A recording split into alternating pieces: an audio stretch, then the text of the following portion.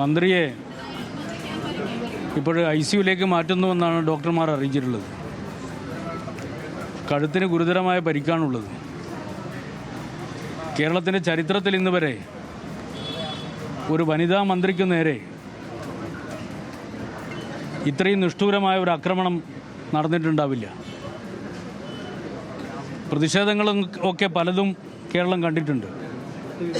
പക്ഷേ ഒരു വനിതാ മന്ത്രിയെ കായികമായി കടന്നാക്രമിക്കുക, ഗുരുതരമായ പരിക്കേൽപ്പിക്കുക കേരളത്തിൻ്റെ ചരിത്രത്തിലാദ്യമാണ്.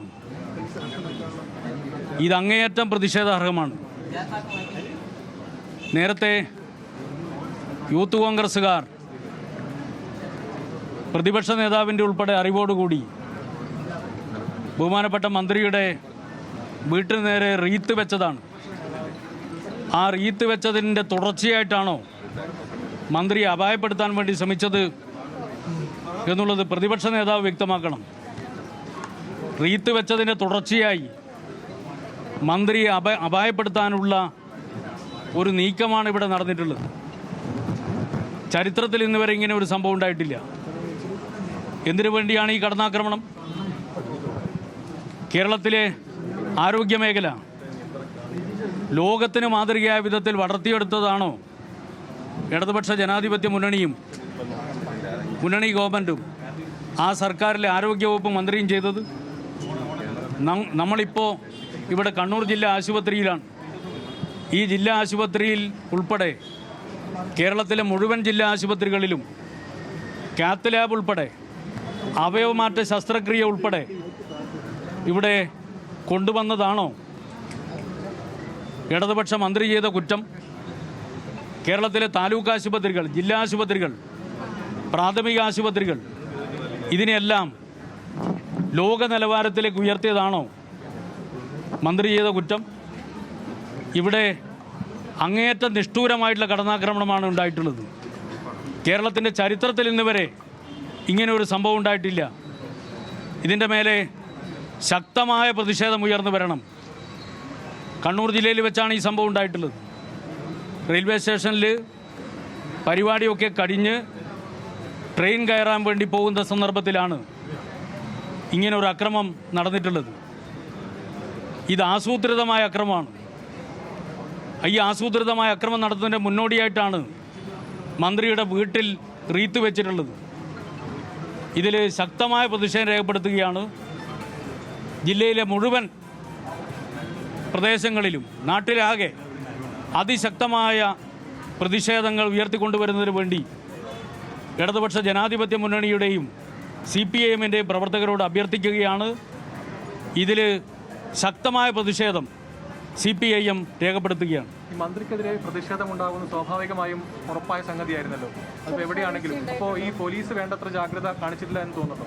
പോലീസിൻ്റെ ജാഗ്രത കുറവ് അല്ല, ഇവിടെ നിങ്ങൾ സംഭവം എന്താണെന്ന് ശ്രദ്ധിക്കാത്തതുകൊണ്ടാണ്. റെയിൽവേ സ്റ്റേഷനിലേക്ക് പോകുന്ന സമയത്ത് റെയിൽവേ സ്റ്റേഷൻ്റെ പുറത്തുനിന്ന് BJPക്കാരുടെ പ്രതിഷേധമുണ്ടായി. BJPയും യൂത്ത് കോൺഗ്രസും ഒത്തുകളിച്ചിട്ടാണോ ഈ പ്രതിഷേധം നടത്തിയത് എന്ന് ന്യായമായി സംശയിക്കാം. പുറത്തുനിന്ന് BJPക്കാരുടെ പ്രതിഷേധം, പോലീസ് സ്വാഭാവികമായിട്ടും ആ പ്രതിഷേധക്കാരെ അറസ്റ്റ് ചെയ്യുന്നതിനും അവരെ തടയുന്നതിനുള്ള നടപടി സ്വീകരിക്കുകയാണ്. അങ്ങനെ നടപടി സ്വീകരിക്കുന്നതിനിടയിലാണ് മന്ത്രി റെയിൽവേ സ്റ്റേഷനകത്താണ്. റെയിൽവേ സ്റ്റേഷൻ്റെ അകത്ത് വെച്ചാണ് മന്ത്രിക്കെതിരായി ഈ ആക്രമണം ഉണ്ടായിട്ടുള്ളത്.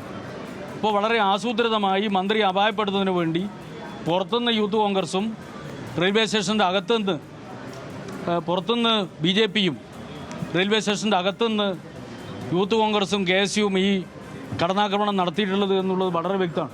മന്ത്രി എന്താ പറഞ്ഞു? എവിടെയാ പരിക്കേറ്റത്? എവിടെയാണെന്നാണ് പറഞ്ഞത്? അത് നിങ്ങൾക്ക് മനസ്സിലാവുന്നില്ലേ?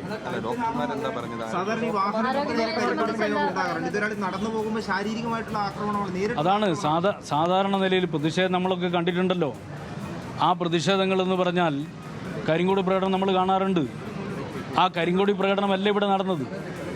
ഞാൻ ചോദിക്കട്ടെ, ഏതെങ്കിലും ഒരു മന്ത്രിയെ ട്രെയിനിൽ കയറാൻ വേണ്ടി പോകുന്ന സമയത്ത് കായികമായി കടന്നാക്രമിക്കുക, അതും ഒരു വനിതാ മന്ത്രിയെ നിങ്ങൾ കേരളത്തിൽ എവിടെയെങ്കിലും കണ്ടിട്ടുണ്ടോ?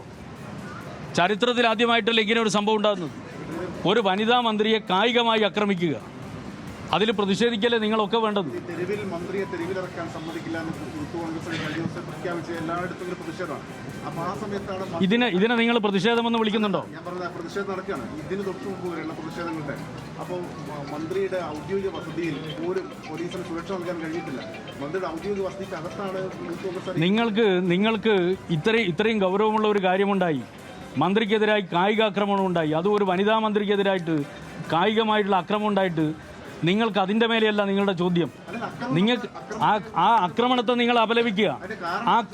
അതിൻ്റെ കാരണം യൂത്ത് കോൺഗ്രസ്സുകാർ മുൻകൂട്ടി പ്ലാൻ ചെയ്തിട്ട് ആക്രമണം നടത്തി, അതാണ് അതിൻ്റെ കാരണം.